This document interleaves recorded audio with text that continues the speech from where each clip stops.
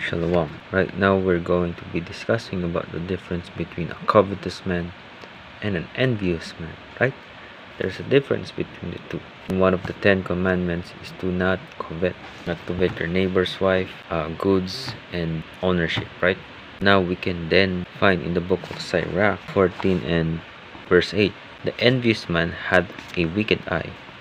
He turneth away his face and despises men. Despise means to look down upon, right? Criticize, to lack respect, to look down upon, right? Let's go to the dictionary. To what does despise mean? Despise means to look down on with contempt or aversion, disdain, to regard as negligible, worthless, or distasteful. Look down upon, or to lack respect, right? Without to lack respect despite being that person having needs respect.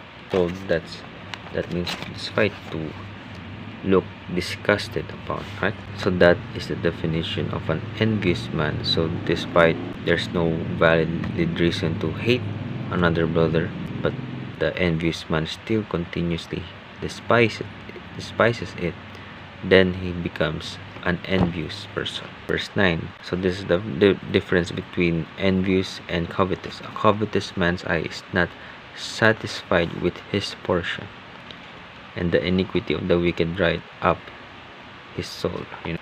So he is not satisfied with his portion. A covetous man, right?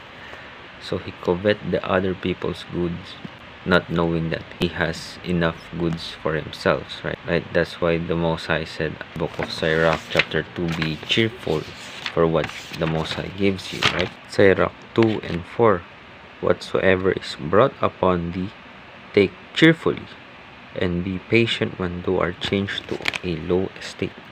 So a covetous man is not cheerful with what he has. Those are the difference between the two. A covetous man is not satisfied. An envious man hates brothers, right? Even without valid reason, right? He turneth away his face and despiseth men, right? There you go.